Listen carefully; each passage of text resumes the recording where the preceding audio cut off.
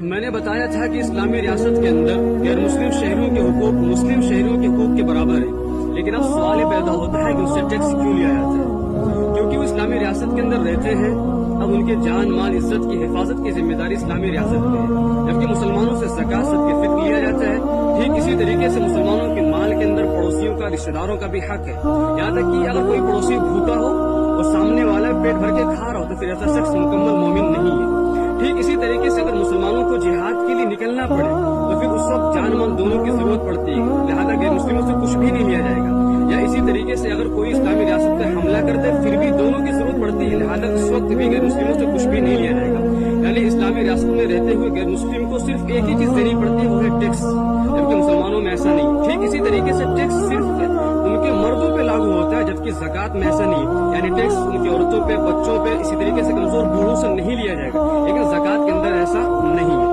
اسی وجہ سے کہ مارک نے کہا تھا کہ یہودیوں کی سب سے بہترین زندگی تب تھی جب وہ اسپین کے اندر اسلامی رعایا کے اندر رہا کرتے